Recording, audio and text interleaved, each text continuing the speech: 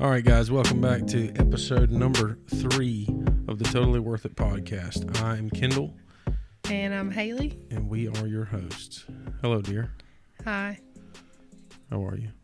I'm real tired. I'm tired every time we do this because it's like 10 o'clock at night. It is late. Well, it's not late right now, but it feels late. It feels late. Yeah. Every day feels late when the sun goes down. Yeah. It goes down a lot earlier now. Mm-hmm. We're coming out of it, though. Are we? Yeah. It's slowly. When does that change? It won't change till March, I think. But in February, it's supposed to already be like 30 minutes or an hour earlier. I don't understand how that works, you know? I get it. I don't want to go down that rabbit hole. It's probably some kind of scientific because I don't understand how some people do time change. Some people other don't. States don't. Like, how does that even work? Or when planes are landing and like China, I don't even want to go there. Yeah, that's another time. Yeah, another conversation for another day. Today is, what is today? The 22nd. Today's the 22nd of January in the year 2024. How exciting. What a time to be alive. Yeah. You know? I'm not sure why, but it's a good time to be alive. I reckon so. So episode number 3, got a couple things to talk about this week. For anybody who's listening for the first time, we appreciate you stopping in and having a listen with us. If you like what you're hearing, feel free to follow us and share this podcast with somebody else. And without further ado, we can get into it. You ready? Yeah. All right. So a couple topics. Make sure my phone's on vibrate. Let's see here. Oh, it's Super Bowl season. It's Super Bowl season. Yeah. Football's in full swing. Yesterday, the Detroit Lions beat the Tampa Bay Buccaneers. Mm-hmm. And they will be playing. Let's see, hang on. I know the 49ers won. Yeah, the 49ers played. Who did they play? I watched it. Green Bay. No. Yes. Yeah, they beat Green Bay. Yes, the 49ers beat Green Bay and the Detroit Lions beat Tampa Bay. So now the Detroit Lions will play the 49ers for the NFC Championship this coming week, and the Ravens will play the Chiefs for the AFC Championship. The Chiefs played the Bills last night. That's what I'm thinking about. Oh. That was a really, really, really good football game to watch. Not that I really got to watch much of it because I was at work, but it was a very good football game. I felt bad for Josh Allen, the quarterback of the Bills, because I really want to see him win a Super Bowl, or at least go to one. It's just hard when you're in a conference with all them big teams, like the Ravens and the Chiefs and Patrick Mahomes and all them big shots. But anyway, those Buffalo folks are an interesting breed. Yeah. And there wasn't even any snow at the game, so and it was at Buffalo, I'm pretty sure. So, but that was a good game. The Chiefs won. I was kind of pulling for the Bills, but oh well, don't always get what we want. Yeah, so they'll have the AFC Championship and the NFC Championship next week, and then there'll be a week in between. Yeah. For the Pro Bowl weekend, and then there'll be the Super Bowl.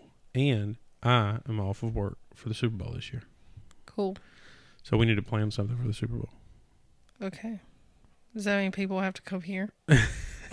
No, I don't know. I don't know. I mean, I would rather them come here. I don't really want to go anywhere. I agree. I don't want a bunch of people, though, but I would like to do something for the Super Bowl since I'm off this year. Yeah. And we finally have a house and all that good stuff. Yeah. Sure. Let me ask you this.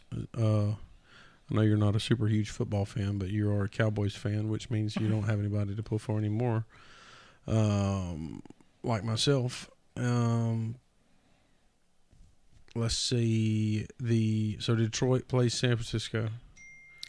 49ers and the Chiefs. You want to see the 49ers and the Chiefs? Yeah, that's who I think it'll be. I want to see the 49ers and the Ravens, but I think it's going to be the Ravens versus the Detroit Lions in the Super Bowl. Oh, I forgot about the other. Yeah. I don't know. I'm just kind of. So it'll either be the Chiefs or the Ravens on one side, and then the 49ers or the Lions on the other side. So, wait, Chiefs. And the Chiefs have to Ravens. play the Ravens this upcoming week, and that's that game that'll tell who out of those two goes to the Super Bowl. Okay, I think it'll be the Chiefs and the 49ers. Chiefs and the 49ers. And I'm gonna just go. Whose phone is that? Not mine. Or is it my computer? It might be the computer. Probably. I don't know because I don't have any. Huh. I don't know. Anyway. But I'm just gonna go against the grain of popularity and pull for the 49ers. No, I like the 49ers. I want the 49ers to do well because they have Christian McCaffrey, and I want to see him win a Super Bowl. Yeah, maybe that's why. He deserves to win a Super Bowl. That is one handsome man. Yeah, I'm gonna tell you right now, boy, he is a beautiful man. Anyway, all right. He is a beast, though. So yeah, Super Bowl's coming up, and I want to put something on the grill for the Super Bowl. Of course. On the smoker. Could be a good time. What would you prefer? What you like for what? To eat for the Super Bowl? What Wings. kind of stuff do you like to eat for? You just like wings? Wings and dips. Wings and things. Wings and things. I mean, I'm an appetizer person, so I like all the dips and the finger foods and stuff like that. Yeah. You're an app girl? Yep. I'm an entree kind of boy. We know. We know. Okay. So, a little bit of other news. Ron DeSantis dropped out of the presidential race today, or 2 days ago. That was about time. So now it's just Trump and Nikki Haley left on the Republican primary. Can't imagine who will get that. And, yeah, everybody that's dropping out is endorsing Donald Trump. So we shall... excuse me. We shall see how that turns out. So my imagination leads me to believe that it will be Trump versus probably whoever the Democratic Party. I don't even know who the selects. Democratic candidates are. If it's not Joe Biden, it'll be Gavin Newsom, Oh, I don't know who the that governor is. of California. Oh, God. He's their guy. Really? If it's not Biden, it'll be Gavin Newsom. California Which both are scares me. a disaster. California scares me. Yeah, California's terrible. They have just, like, adapted things and new rules that just don't even make sense. Yeah, this is a nightmare. There's like Armageddon in just within the boundaries of the state. It's crazy. I don't want to be there. Everyone wholesome has left, and now it's just like the streets are just lined with like tents and drug addicts, and they're like, "Come on, California, let's go." Yeah, let's Come not. move to California.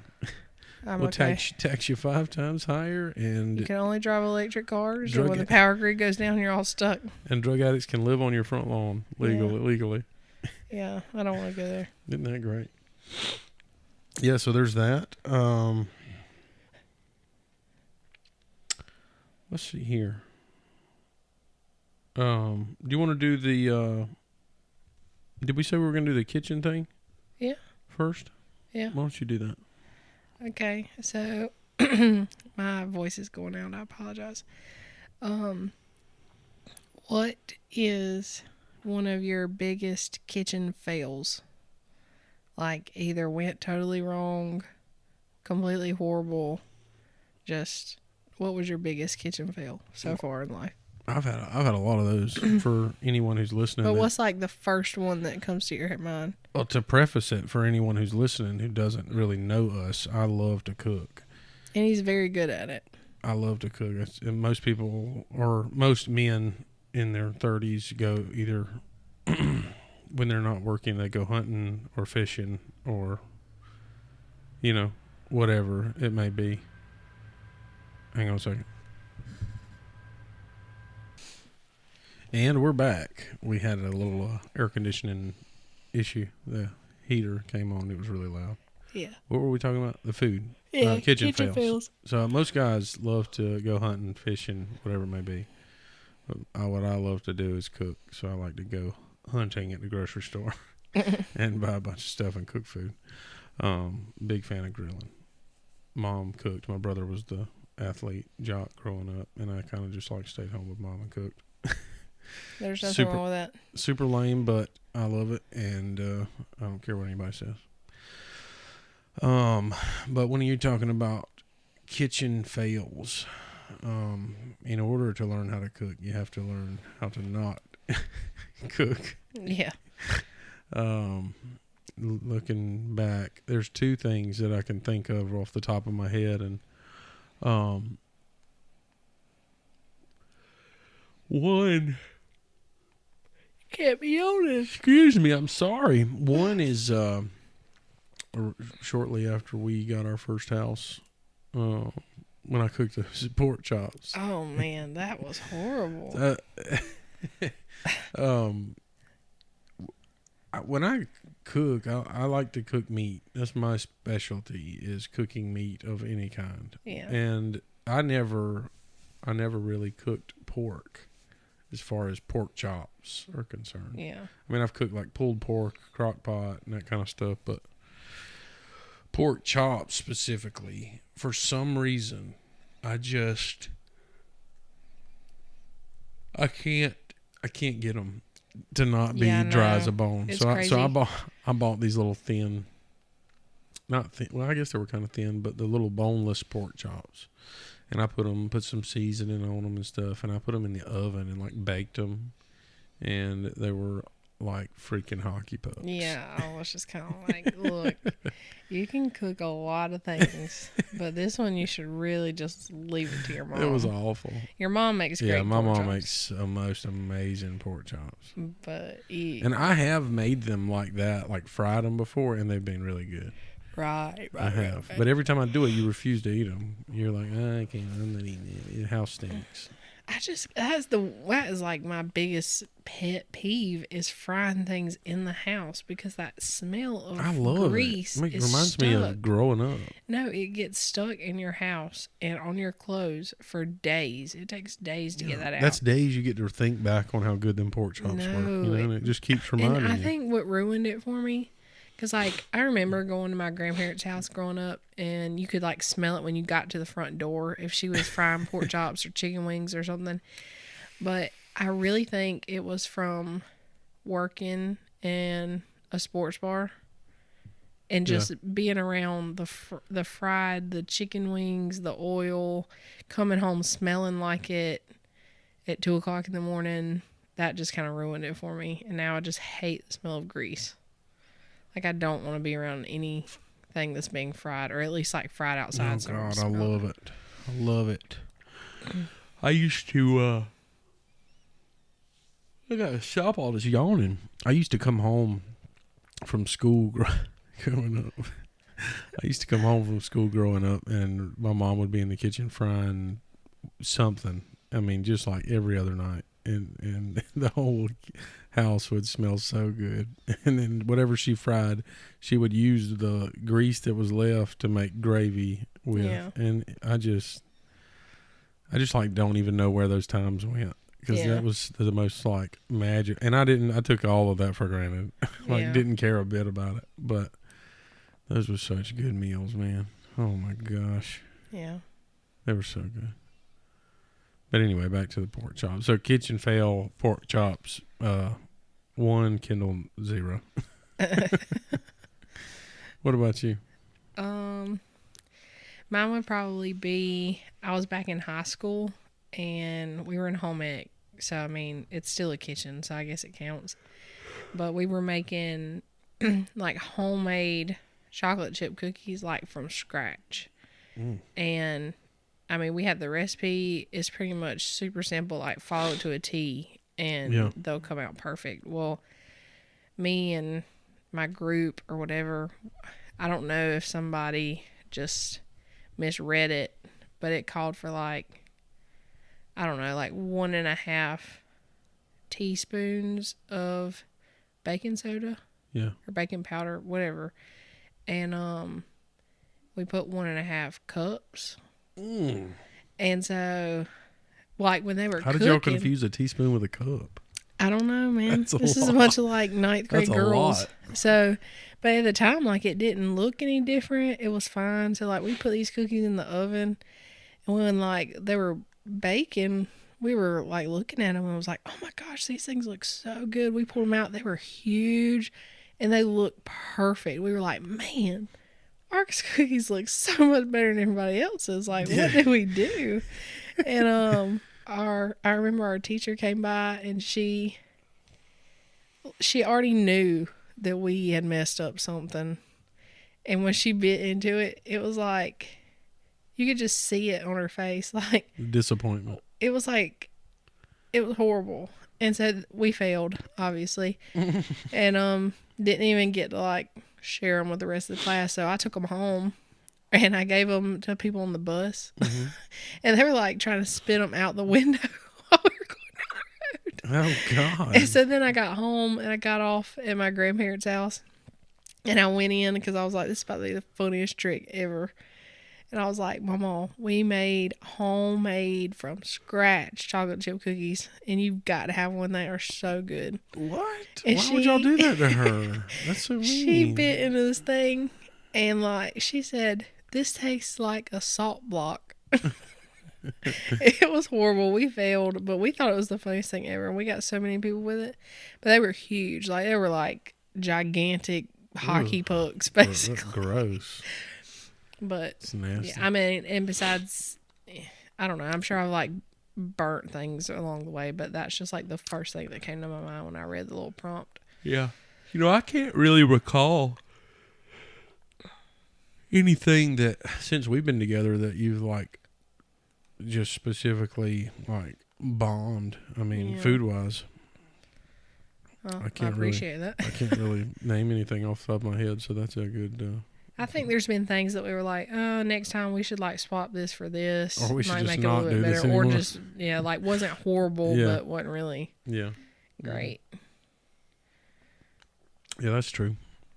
I think another one that I had was when we were staying with my parents, and I wanted to make those ravioli things. Oh, those were gross. I was pregnant then. Yeah. I was like, was that when you were pregnant? Yeah, because I said I am not touching this. Well, one of the growing up, one of the things that I enjoyed doing most with my mom was we would see something on TV and we would, like, because we watched a lot of cooking shows and I still do to this day. That's a lot of what I watch.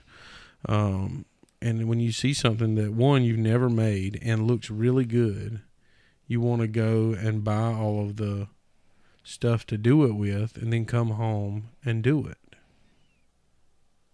Yeah. Sorry. Yeah, I get what you're saying though. Y'all would see it on TV and want to do it and just get up and that's so your mom though. Yeah. See something, gotta just do it. Like let's just go and do it. And so we went and I went and I texted her that day when she was at work and I told her, I said, we're going to make ravioli tonight. And she said, okay, sounds good. So I got all the flour and the egg and everything. Like, we were going to make the pasta from scratch. And so I made the little tower of flour, but I didn't know how to do it and I'd never done it before. And it was just an absolute disaster. And the raviolis were big. They looked like license plates. They were huge. And they just were gross. And but everyone tried to play it off like it wasn't, and I knew it was. And so I just we just didn't talk about it anymore after that. Well, I didn't even eat one, so. Mom was like, here, try this. To my dad, you try this. And so that was pretty bad. So I probably won't make any more raviolis for a while. Yeah. It was fun trying to make them though. Yeah. You have to like actually make the pasta, roll it out, and cut them and pack them. I love the idea of making things from scratch, but like making noodles is just not it. But it's fun though. I mean, it's a fun. I get when I say fun, I mean it's almost like you're doing a craft. Yeah. And I enjoy that part.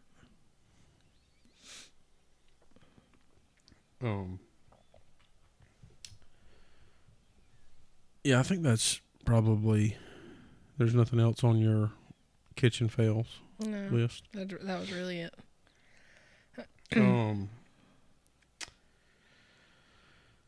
So, moving into a little kind of a more serious topic.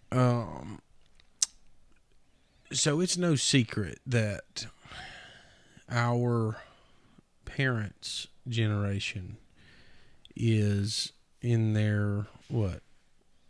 I mean, your mom's younger, but 50s and 50s and 60s. Your mom's 50, right? Yeah, she just turned 50. Yeah, my mom just turned 50. That's crazy. That's insane. But it's no secret that generation grew up in a different time, right, than we did, and they didn't have a lot of the things that we have. And sometimes some parts of it, they worked hard so that we could have some of the things that we have. Mm-hmm. Now, does that mean that they live a little bit of a different way? Yes. Did they live a different way back then? Yes. So, here's the question.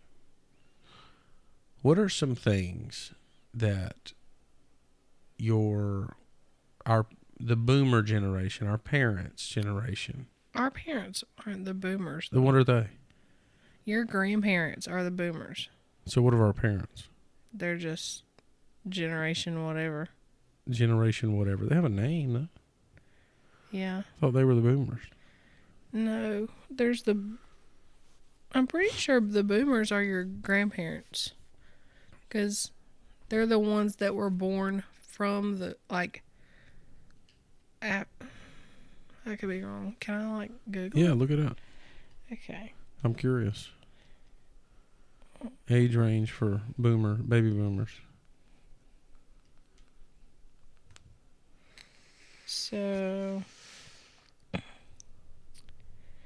boomers 1 is 1946 to 1954. So that's 70 to 78 years old right now.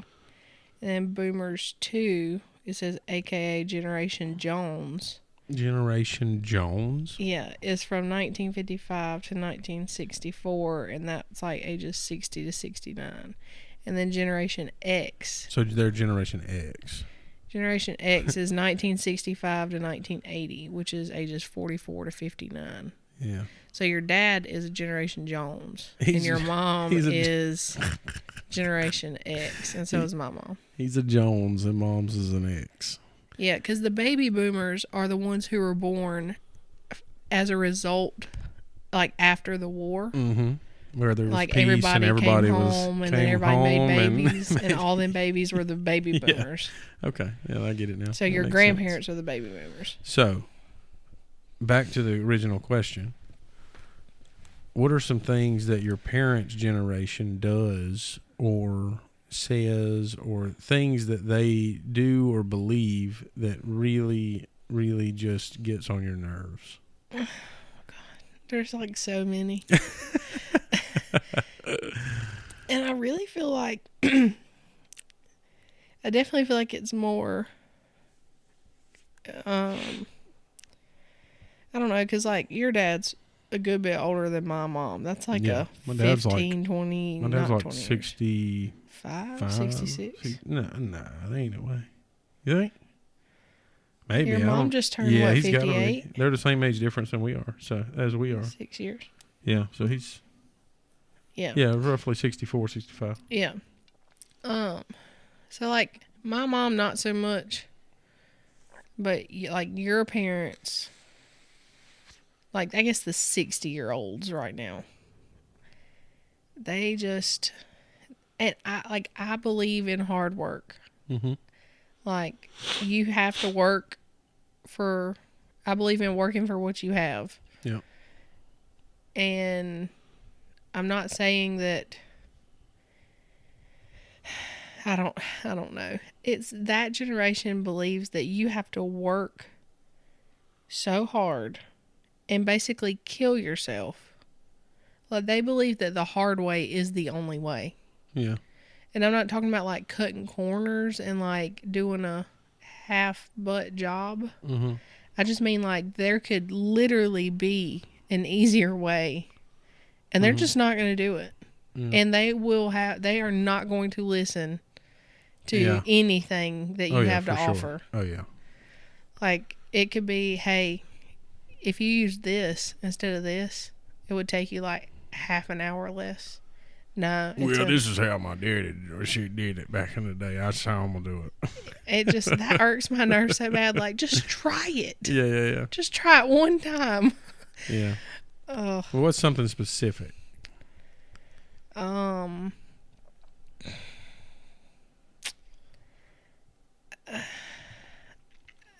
you have something specific? I've got probably 5 easily. Okay, 5 well, name your first one so I can kind of get my mind going. My first one is that so when your parents retire, so growing up, your parents, my dad worked a lot. I mean, he worked all the time. And when he wasn't at work, he was at home and either sleeping or getting ready to go back to work, or he had a few days off and was doing things around the house. There wasn't a lot of other time. Yeah. And so it's almost like when they retired, they forgot about that. They forgot how that was immediately. As soon as like hung up the hat, retired, forgot about it. And what I mean by that is they'll, like, for example, I work, with my schedule, I work a fair amount, pretty good bit. And there's some things that, yes, I would love to have 3-4 hours on a day off to tackle and get done around the house, but just don't have time. Yeah. And they'll be like, but there's some things that can wait. Yeah. That don't need to be done right now. Like, for example, there's a building in our backyard that my parents gave us. We put it together. Now, when we got it, it came with a handle that goes on the front door. Have I put that handle on there yet? No. Do I have the handle? Yes, I do. But every time my parents come over, I see you still haven't got the handle on that building out there yet. Pisses me off, dude. Yeah. I mean, I just don't have time. There's so many other things that need to be done that are more important than putting a handle on a plastic building when I can just pull the door open. Yeah. I get it, but I guess I see the flip side, because I'm sure in his mind, if it's so minuscule and it's so not such a big deal, why hadn't you done it yet? Just do it and get it over with. Yeah, but that's the thing. Like, once they're retired, they forget how rushed everything is. Yeah. And especially they haven't had a small child in their house in 30 years. Right. And we've got a 2.5-year-old who's running around. I mean, just dragging toys everywhere and pulling stuff and getting into stuff. And you're constantly watching her, or you're trying to work on something or do something. And there's just no time in between those individual things for you to take some random task on. Yeah. And to them, that's like, they're like, why hadn't you gotten around to that yet? Yeah. And that just drives me like insane. The pictures that I ordered like 2 months ago, like we still haven't. Yeah, we haven't hung them up. Yeah. And, granted, have we probably had time a couple of times? Yeah. But it's also, I think it's the schedule that you work. Yeah. Because you are on night shift. Mm-hmm. When you have a day off, that whole first day of you being off is ruined. Yeah. Because you don't even wake up till after lunch. Yeah. So that whole first half of the day is wasted, and then you have to like wake up, and I mean, like, it takes you 2 hours to get woke up. Yeah. And then it's 3 o'clock in the afternoon. Yeah. So it's No, like, you're not wrong. You're well, the not whole wrong. day's gone. You're so, not wrong. And it's like, oh, you wake up, got to figure out what's for dinner, do laundry, Yeah. clean the kitchen, go back to bed. Yeah. It's just like a never-ending cycle. Yeah, it is. I mean, it will end at some point, but it's one of those things that you just can't necessarily see the end. Yeah. But you just kind of have, it's just one of those seasons where you just have to kind of push through, you know? Yeah. Like, by the time the pictures get hung up on the wall, they're going to be like 2 years old, and I'm going to need new ones. Oh, that's funny. You're probably not wrong. No, they're getting hung tomorrow. I hate to break it to you. You think that? No, they are. You think that? They are. You know how to use a hammer? Yeah, I sure will. What's yours? What's mine? What? Oh, the boomer thing. I don't know if it is. I don't. There's so many to pick from. And I don't know if it's like this for all of them, or if it's just from being around your parents. But there is nothing, and maybe it's just me, but there is absolutely nothing that you can do for them, give them, cook for them, that doesn't need something on top of it. Like, I have never, like, when we lived with your parents, like, I would That was very mentally trying for you, wasn't it? It was. And the first go round I was pregnant, so it made I was super emotional about Ball it. But of hormones. when the first time we stayed there, obviously, like, I didn't want your mom to have to cook every single night. Like, we're grown adults, we can help and do dinner. So I would fix dinner. Yeah. And if I just feel like this is so rude. If I fix dinner, like meat, sides, bread, made sure you got vegetables, you got tea to drink, like the whole shebang. Yeah. And you come in and ask, oh, well, do we have any of this? Or, oh, I think I got a can of this, or there's a bag of this in the freezer. We can heat that up and put with it real quick. But why? Or if I make biscuits, oh, we ain't got no cornbread. Maybe we should make some cornbread real quick. But I just made a whole thing of biscuits. Like, that irks my nerves. And it really it bothered me so bad when I was pregnant. Because I remember I made a chicken pot pie. And chicken pot pie is a one dish meal. It's literally your bread, your meat, and your vegetables in one thing. And I remember making that, and your dad coming in there and being like, do we have a can of beans or something that we can open and heat up with this real quick? And your mom was like, Wayne, no, it's one dish. He's like, but we just got to have something. Something to go with it. And it just made me so upset. Like, why is nothing that I do for you good enough?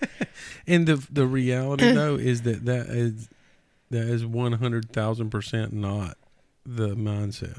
I know. That it does not come from a bad place. It just is a different. But it's really not, though, because if I was to walk in, if my grandma was still living and I walked in her house after she cooked, I don't know, grilled chicken, had sliced tomatoes, mac and cheese, corn, biscuits, and tea. If I walked in and said, you don't have any corn ready? Can we open up a can of corn or something real quick to put with this? Like, we got to have something. Yeah, you're right. That is so rude and disrespectful. That is just so uncalled for. Go sit down.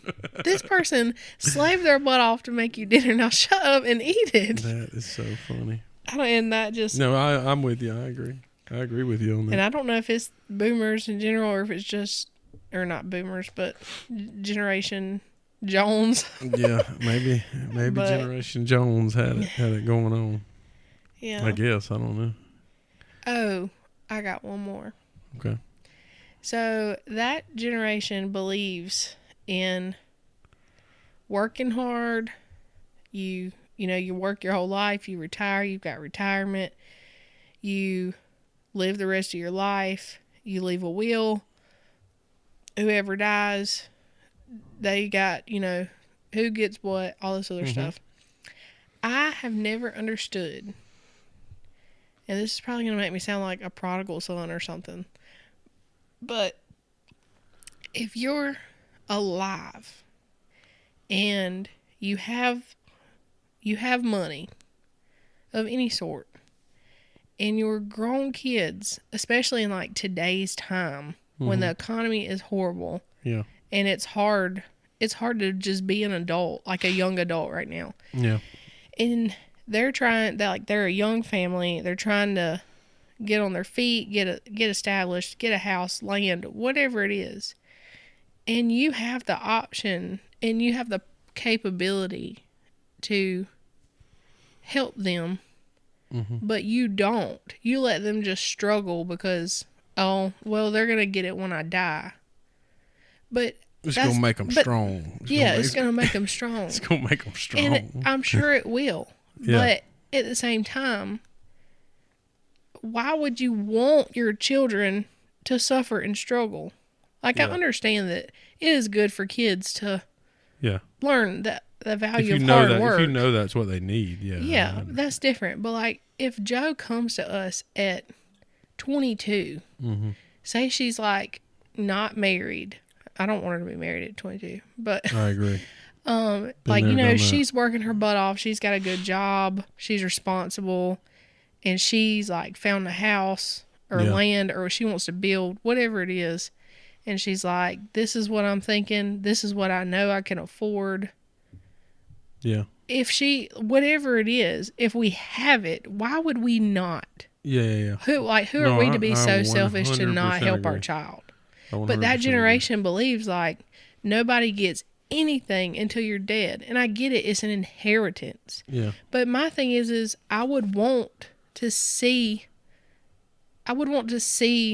my kids flourish from that inheritance while I'm alive if I could. Yeah. Like I want to see what all my hard work pays off for. Yeah. No, I 100% agree with you. I just think that there is no answer to that question. Yeah. The only answer to that question is, oh, well. Yeah. I mean, it is, but I've just never understood that. Like, why? And I think that it develops through the way that they were raised.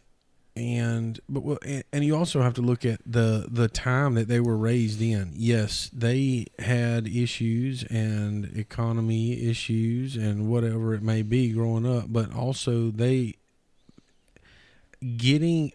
attaining the American dream was so much simpler back then. Yeah. You worked hard, you saved up your money, you bought a house or whatever it may be, but it wasn't as difficult as it is today. Right. And I don't mean that like it was cheaper. It was probably equivalent, you know what I mean? Like they still worked for their money and then they had to save up and buy it. Same way we do. But there's so many more rules and regulations and things now. There's so much more debt involved with it now that you could walk up on just about any street 50 years ago and 3 weeks later start building a house on a piece of land on that street. Right. But now, I mean, you're months and years sometimes away from and lawyers and mortgages and banks and notices and all kinds of I mean, it's just so much harder now. Yeah. And that's one of my pet peeves is that that generation doesn't understand how much more difficult it is now for us to have what they had at our age. Yeah. When they were our age. Yeah. Well, it's like I remember I know this sounds really ungrateful, but it just gets on my nerves. Yeah. Well, I remember talking to your dad, and he was telling me that when they built that house, it was like $87,000. Yeah. And that house was probably like over $300,000 worth right now. Yeah. And I know the value of the dollar changes, blah, blah, blah. Yeah. But I know he said that they started it and then Hugo hit. Yeah. So it was like delayed for like 4 months. Yeah. But he told me that estimated time to build a house back then was like 8 weeks. Yeah. 12 weeks. Yeah. And I'm like, how? Yeah, now it's because like a that's year. a stick-built brick home. Oh, yeah. And now, like, my friend, they were in a camper for a year, and before that was living with her brother. Yeah. And it took like a year and a half to get basically the same size house built. Oh, yeah, 100%. And it's just, that's absurd. And I think that there could be a little more grace there when it comes to the looking on and see, because, and God, I don't even want to imagine how much different and difficult it's going to be for like our daughter when she's our age. Yeah. Trying to get something of her own. And I can't imagine the thought of being like, of her saying, I need help. And us saying, got to figure it out. Yeah. You know what I mean? It ain't your turn. I can't imagine doing that. Yeah, I can't either, because and I think know the reason is because it's so difficult for us to get what we have. Yeah. Like, it was such a process. That is why we will be so much more willing to help her. Probably, because I don't think your parents and that generation understands, like what you were saying, how much more red tape there is. Like, we literally bought level, cleared land, basically pasture, ready to build on land. And it was still like running a circus just to get a septic tank put in. Oh, yeah. And like, unbelievable. and we didn't even build a house. The amount of inspections. We just ordered and one. Stuff. Yeah. And it's this house was built in a warehouse somewhere. Yeah. And to think that they just built a 2-story brick home in 6 weeks back then. Yeah. And I'm sure it was like, you go to the bank one time, all right, here's the loan, pay the contractor. Yeah. And now it's like you got to take draws out. There has to be inspections for every part. It's it has to be signed off dude. on 60 million inspectors. And I just, and I just don't, like one person with the check of a page can shut your whole stuff down. Yeah. You know? Like, but back then it's like, oh yeah, plug it in. Yeah. You know? Here's the power. Here's Let's the plug power. it in. Here's the power. And I think it's just one of those, you know, when people talk about the time and how things used to be, and they say, man, it would have been so much simpler to live back then. I don't necessarily think that it would have been difficult in other ways, but I just wish that there was more grace on the back end from that generation to say, man, I'm glad that we didn't have to go through all the stuff that y'all are having to go through. Yeah, and you never hear them say that. Ever. It's more like, oh, well. It's, you got, it's, that's, man. It's either. I would have kept looking. Yeah. Like, dude, this is all we could find. What do you mean? Yeah, they're not making more land. Yeah. I'd have kept looking. It's either that or they already know how to do it. I done been there and done that. And I'm like, but you haven't. But you haven't. Because there's like 30 more steps. Yeah. Y'all signed this on a napkin when you got yours. And this is a 2-inch thick stack of paper at a lawyer's office. Yeah. I feel like they would feel differently if they had to go through. Oh man, it would be a nightmare for whoever's orchestrating that. Well, it's just like if my mom and them, it's going to be an ordeal. If they sell and buy at the same time, they're not going to know what to do. Yeah, now, we've done it several times. Yeah. And even then, we're still like calling our realtor every 2 hours, like, what do we do? What do we sign? What time do we meet? 100%. And they think they're just, they probably think they're just going to like, artists for sale? Yeah. We got a buyer. Meet me at the lawyer's office. Yeah. Like, there's like 500 documents you've got to figure out before then. Yeah. It's unbelievable. It scares me for them. Yeah. And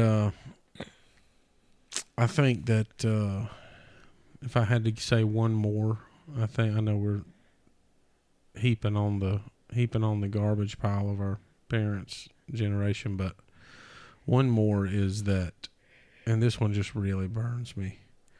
I actually had this conversation with somebody at work the other day. Yesterday, actually. Somebody who's newly married, who's thinking about having kids soon or wanting to try to have kids. That when you are a one-income household, and a one-income household in 2023 or 2024 is a lot different than a one-income household in 1990 or 1980. Mm-hmm. And back then, I'm not saying there's anything wrong with this. I'm just saying this is how it was. Back then, the man went to work. He came home. He slept. He woke up, went back to work. Everything was done for him. The woman did everything at home. Yeah. Took care of the kids. Did everything. All he had to do was go to work, come home, sleep, go back to work, right. Make the money. Now, was there anything wrong with that? I don't think so. It's whatever. It's right. just a time. It's just a fact. Now, is it still 1980 or 1990? No. It's 2024. When the man has a child in 2024, the reality of the matter is that when you come home, you're not sitting in a recliner smoking cigarettes watching the news. You're not. Yeah. You're helping with the kid. You're doing things around the house. You're doing things. You have life to live. And your wife needs help at home. It just is what it is. And the fact that generation sees our generation, the men, and they see us doing more than just going to work and coming home and going to sleep. They see that as us getting shorted on our deserved rest time. And I talk to a lot of people. I'm not specifically talking about my father. I'm just talking about people in that, men in that generation. Women in that generation do not say this, in my opinion. But men in that generation, when they look at us young fathers, I say young, I'm 31, but... I mean, you're a father to a young child. Yeah. When those men look at us, they say things like, my God, are you getting enough sleep? I don't see how you're doing it. I don't see how you could do that. I'd never be able to do that. And it just burns me up inside. They're like, that's not safe. You're gonna get hurt getting us enough sleep. But you want to know why this generation is like that? Is because those dads were absent. They weren't there because they just worked, slept. They saw you for 2 hours, went to bed. And I feel like because of that, like, yes, you support, you respect them for what they did. They provided. Yeah. But they weren't there. Yeah. And I feel like that's like the flip side of it now is you want to be able to do a little bit of both because you remember how it felt when they weren't there for everything. Yeah, absolutely. So I feel like that's what's happening in our generation now is the dads. Well, I mean, we say that, but I mean, they're still piece of crap dads. Yeah. In every generation, but all over the place. For the majority, people like you and our friends, we're trying to be the nuclear family father, while at the same time still being somewhat present. Yeah. And assisting where we can. Yeah. Now, on the back end, is there some reality to what the older people are saying? Yeah. Yes. Yeah. You are way, way, way more tired and you get less sleep. But you also remember living with your family. Yeah, you have those memories of your child being small. Exactly. And I don't know. They only have one childhood. Yeah. I agree. And they're either going to remember you being there or they're not. And you don't get a second chance once you're retired and like, oh, I'll do it when I'm done. Yeah. No, because they're grown, and then you try to make up for it being a grandparent. And then they don't want to be around you. Yeah. It just I don't know. It just burns me up when a grown person from that generation is questioning whether I get enough sleep or not. Do you not think? Like, we know you don't get enough. Do you not think that I would do something if I noticed that I was not getting enough sleep? Like, I'm not going to unsafely allow myself to not sleep. Yeah. I'm not going to do that. But that generation, they also believe that they can't function without 10 to 12 hours of sleep. And that's just not even the case. Yeah, it's true story. Like, it's been proven an adult really truly only needs between 6 to 8 hours of sleep. Yeah. Do we want more than that? Oh, yeah. Yes. But you can function plenty on 6 to 8 hours of sleep a day. Yeah. If you're, eating right and you're not, you know what I'm saying? Like, there's other factors into that. Oh, yeah. You can't drink Mountain Dew and eat Cheetos every day and think you can get by on 5 hours of sleep. Yeah. It's going to catch up with you. Mm-hmm. But that's it gets on my nerves, man. It really and you know that digs into my soul. They mean well. And I know that it's coming from a place of them just like legitimately being concerned for you, because that's all that they know to measure it to is what they did, and that's to them that's the gold standard, and I get that. But like, just in my opinion, if it's not something if I don't see you doing something that I can physically see as detrimental to your health, or that's like, I mean, obviously if I walk in and you're shooting up heroin, I'm going to say, hey, stop doing that. Yeah.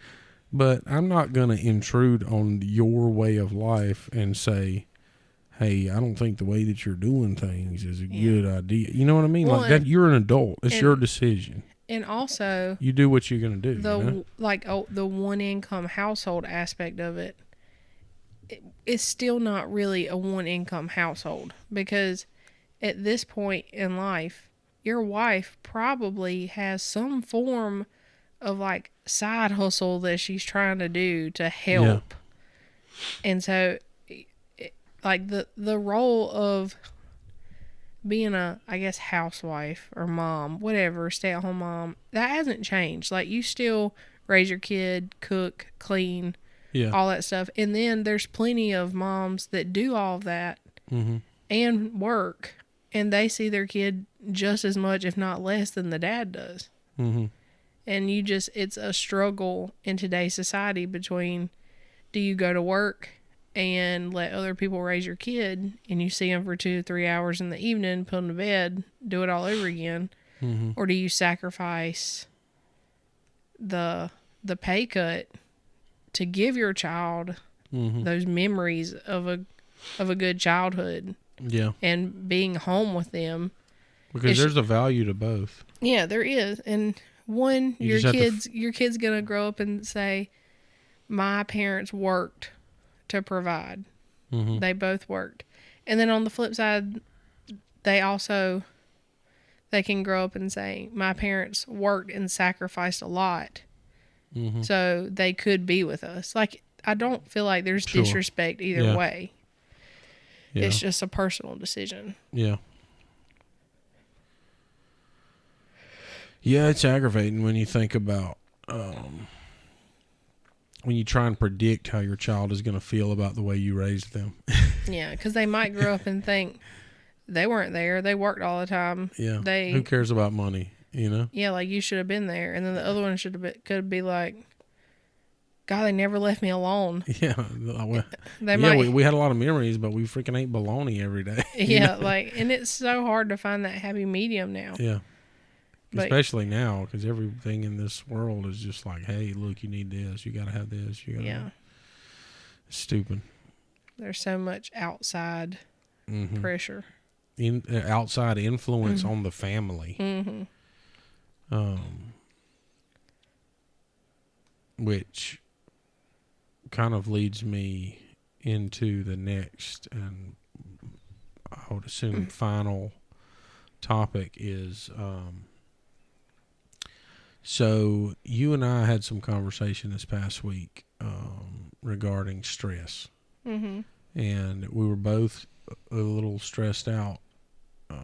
I was kind of sick, and you were stressed. I was stressed. We were all kind of stressed and anxious, and not from one specific thing, but just from a multitude of things kind of culminating together at one time. And we had some conversation about it, and I just thought it would be good for us to just kind of discuss, just for a few minutes, what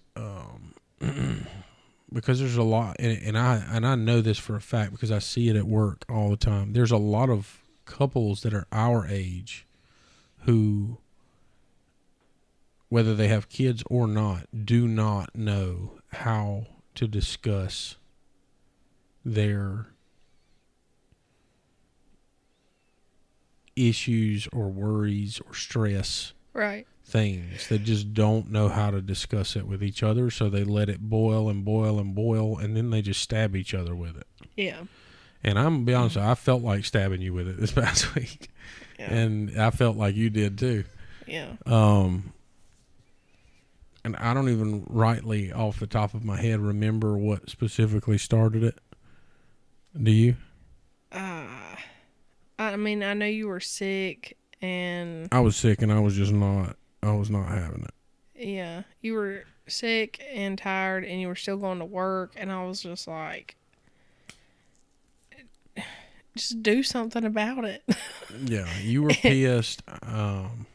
So long story short, I was sick, and I had something was going on with my throat, and I had never in my life, in my 31 years of being alive, had a sore throat that hurt that bad.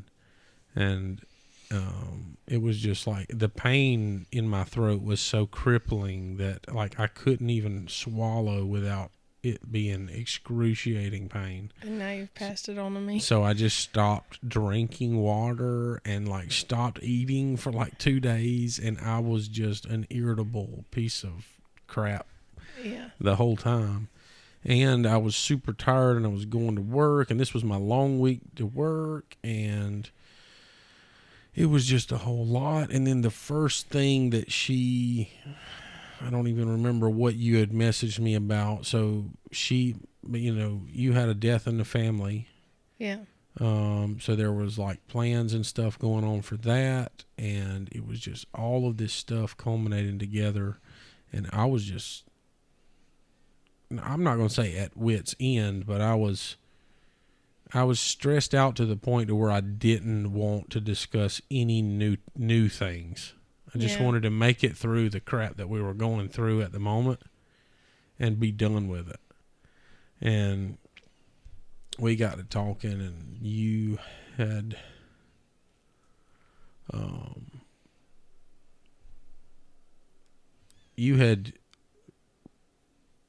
I ain't gonna say mistook, but you thought that we had talked about something that I had blown off, and I really hadn't, and I had already looked into it and took care of it. Yeah. But I didn't tell you that.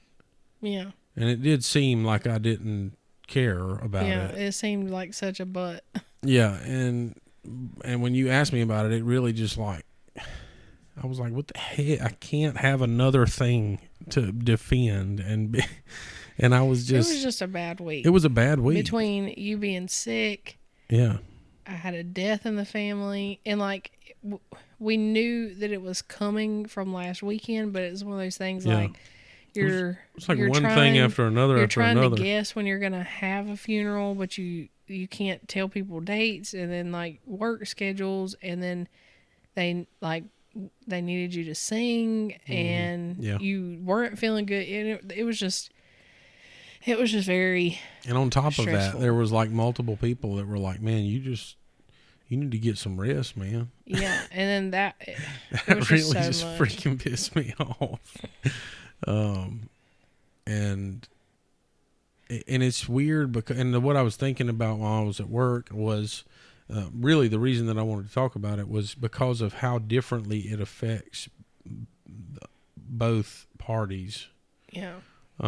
Because of me, thinking through it mentally when I'm at work, it means that I'm not here. Yeah. It means that I'm not with you. It means that I'm not with Joe. And it's for 12 hours. And so I know y'all are it's like y'all are continuing to live. Yeah. And I'm just like leaving for a time. So in my mind, I'm disconnected from y'all when I leave and go to work. Right. And in my mind as a man, that's like, there's some things in life you have to do, and there's some things that you can do without, or you can go without doing. And going to work and leaving your family, there is just absolutely no way around it.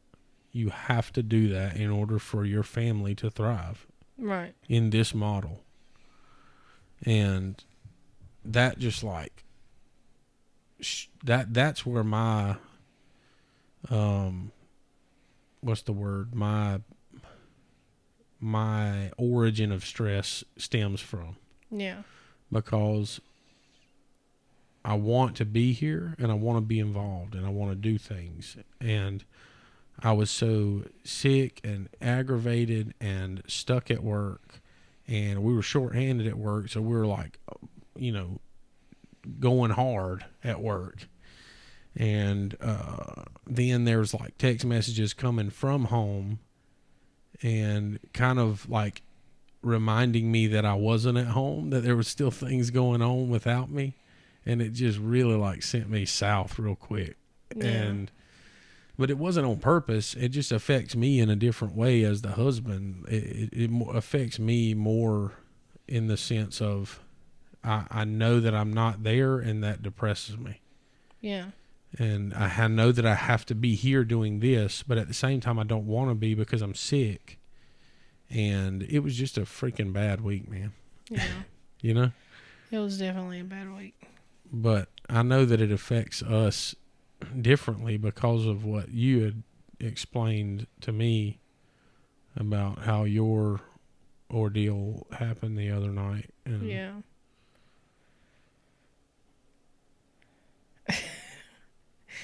I mean, you ain't got to go into detail, but I mean, it's fine. It's just a lot because, one, I feel like you're always, as a one income household, subconsciously, you're always financially aware. Yeah. So that's always like in the back of your mind. And I feel like it's always, somehow a little stressor. Mm-hmm. Oh yeah. I mean, it's just always going to be, like if you're not banking six figures, and even six figures ain't even cutting it these days. Yeah. But just trying to still be a mom and run a house, keep it together, which is not together. But, like, I run a business. I just opened a storefront. I run social media for other pages. I do other things for other people on the side. It's just a lot. Yeah. And I don't realize that all of those things are stressors. And I know that I created some of that myself when I opened this business, and it's to be expected, but it's almost like I didn't expect it to physically take a toll on me, I guess. Yeah. And so, like, I don't even know what day it was, but it was just a super bad day, and I had so much stuff to do, and Joe just like lost her mind, and I like came home, I had packages missing, couldn't track them down. I'm trying to switch point of sale systems, and that's taking an act of Congress. And you were sick, and it's something about, and this is, I don't want this to like offend you, but it's something about when the men get sick, it's almost like aggravating in a way. Oh, I know. Because it's just like, it's just a never ending complaint. And I don't take lightly of how bad you were hurting, because I have it now and my throat hurts extremely bad. But it's just, when you have a toddler that's whining and your husband's whining and you've got 700 emails and you've got 45 loads of laundry to wash and your dishes are stacked high in your sink and your computer system's not working at work, and it's just, it never ends. Yeah. And then it's like, in my mind, I'm like, and I know y'all are short at work, blah, blah, blah. But in my mind, I'm like, if your throat hurts this MFing bad, take a paid sick day that you are given. You work and you accrue it, and it goes on your check every 2 weeks. It is not your problem that you're short-staffed. It just like, if I'm short-staffed, that's my problem, because that's my company. This isn't your company. Just like, and I get it. It's not as simple as that, whatever. But in the middle she says that because we've already had a conversation about this, and she knows how I feel about it. Yeah. But like, in the middle of everything else that's going on, if it's that bad, just don't freaking go. Because I can't, there's nothing I can do about it. Yeah. And I know that and see, in my mind, when I'm sick, well, let me take this. I'll take this back. When someone around me that I love is sick, I will 100% do everything that I possibly can to make that person comfortable, get them whatever they need. I will listen to their complaints. I will help them any way that I can. Therefore, I always expect someone to do that exact thing for me when I'm sick. So the first thing, when I'm sick and I'm telling someone how bad something hurts, if someone says, yep, been there, that's like shooting me in the forehead. But it's not. That's just. But it is, though. It's really not. We're not. If we've had that sickness before, I get it, but it's also in that moment, it's you. But that's not what I want to hear. You know what I'm saying? I get that. It's like you cutting off your leg. You having your leg cut off and me being like, well, I had mine cut off at the thigh, so I don't want to hear anything about it. No, that is it's the same thing. It's the same thing. That's not it. Because when you're sick, you want to be comforted. And I get that. And you know, I'm not like, I feel like I do take care of you, but I'm not. You do, but you're not a verbally comforting person. I'm not a coddler. Yeah. And I don't want a coddler unless I'm sick. Exactly. But I'm not, period. Yeah, but I need that when I'm sick. And that's really hard for me because I just want to be like, I'm going to get you what you need, but like, I got. So that drives me up the wall. And I hate that because I do hate when you're sick, and I do want to help, and I'll go anywhere, get anything, do whatever. Mm-hmm. Yeah, you're not lying. You will. It's just, I don't know. It's just different for men versus women. Yeah, it is. Because you will take care of me, and like you're extremely good at it. But it's just like I don't know. It's like the TikToks and the reels that you see that's like when a man gets a cold versus when a woman gets a cold. Like, we still have laundry to do. We still have dishes to do. We still have this. And it's like men get sick. If they're not at work, they're like decrepit. Mm-hmm. And it's not always like that, but it's just that. And I think it's just the other part of us that's like born into our brain after we've had a child. That's like, it doesn't matter how sick we are. Yeah. We still have a child. Yeah. And it doesn't. Now, granted, your parents have been extremely great. Anytime we've ever been down and out, they're like, I'll come get her, so that way she doesn't get it, and that helps a lot. Yeah. Oh, but there's just sometimes like there's just nothing to do. You're sick and it doesn't matter. And it is what it is. And I just think, I don't know. I think all of that added to the stress, and we were both just like done with it. Yeah. And I, like, ever since I had Joe, and I had a lot of issues after I had her, and I guess anytime even if it's like subconsciously get stressed out, like I might not even feel like I am, but just when I sit down and think about it and list it out of everything that's going on in my life, I'm like, oh yeah, these are a lot of stressors. Yeah.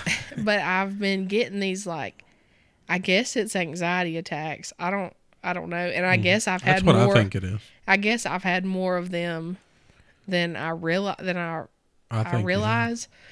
But I was just, it was that day that was just completely horrible. And you were at work, and Joe was being Joe, and I was just sitting on the couch. I'd finally like calmed down, and out of nowhere, like my heart just started. It's like it skipped a beat, and then it doubled, and then it felt like it stopped, and then it like doubled again, and then it's like immediate like panic sets in. Yeah. Because it feels like some of the same symptoms that I had when I had issues postpartum with Joe, and so I immediately like just think, oh God, like this is happening all over again. And but it's like when it happens, I get completely numb, like I get tingly all over, and then I feel like I'm gonna pass out. And then that scares me even more. So then I start panicking even more, because I'm like, I can't pass out. I have a child and I'm here by myself. Yeah. And so then it's like in a split second, I'm like, do I call 911? Like, because I really feel like I'm about to lose consciousness. And so I remember, like, I got up, I took a sip of water, and I walked outside because it was freezing cold. And the cold air helped a lot. Yeah. And then it's like your mind just starts. It's just like worst case scenario over and over and over again. And then you just start, it's like you feel too in tune with your body, and you can't tell, okay, is my left arm hurting? Like, am I having a heart attack? Like, is this normal? And then I just started hyperventilating, and I was crying, and I couldn't calm down. And I was just like, I'm having a heart attack. Like, this is what this is. And it was just weird, because the past 2 times it's happened, it hasn't been when I was super worked up. Yeah. It's always like after the fact, when I'm just sitting either on the computer or watching TV or something, and it just like happens. Yeah. And I don't know. I haven't figured out quite how to handle it yet, and it's only happened a handful of times. But when the thing is when you're in it, you can't differentiate between, okay, this is anxiety, and oh, this is a medical problem, because you feel like this is a medical issue. Yeah. So that's the hard part. But once I came out of it a couple hours later, then I could tell, like I could look back and think, okay, that was definitely not like heart related. That was anxiety. So I guess that's what people call I don't know if it's panic attack or anxiety attack. I don't know. I feel like panic attacks happen when people are in stressful situations. That doesn't really happen to me. It's like random when I'm super chilled out. And then I guess it's just like everything. And that's so crazy to me, because I know I shouldn't say this, but like just that, hearing that scenario, that is something that I feel that I would never go through. Yeah. Well, you're also a very laid back person. But I feel that my version of that is being pushed to the absolute limit and then just giving up.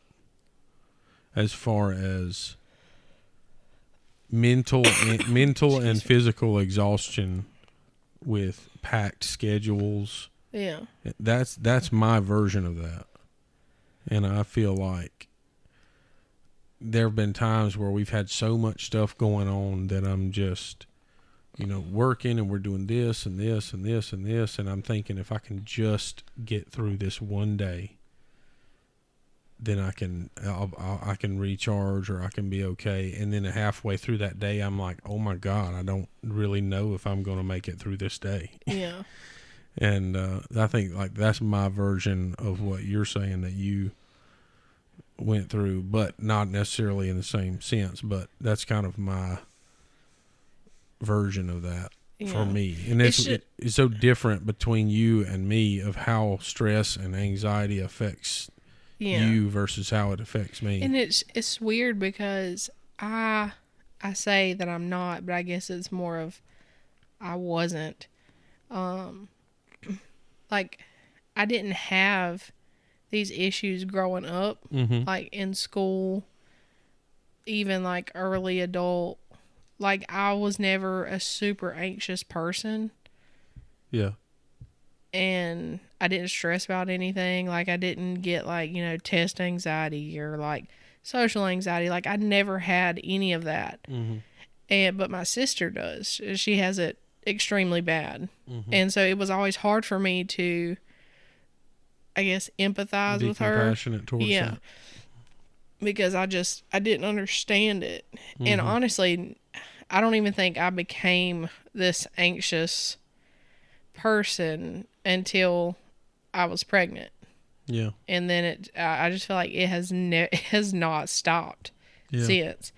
And I mean, I manage it on my own, but I feel like it's getting worse as I get older. So what would you tell someone who is experiencing similar things but doesn't really know, like you said, how to address it or what to do? Well, I mean, it's kind of like, the first, I feel like, real one that I had was over the summer when you had to take me to the ER. Yeah. Because now granted, my blood pressure was up, but it was because of the anxiety that I was having, but that I didn't really know that I was having. Yeah. But they checked me out. They tested me for everything. They were like, you don't have a blood clot. You're not in heart failure again. Like none of these, you're good. Like it has to be anxiety. And they gave me something to calm me down. And I mean, it worked. It knocked me out, but I felt better. So I definitely feel like if you don't know what it is and it's never happened,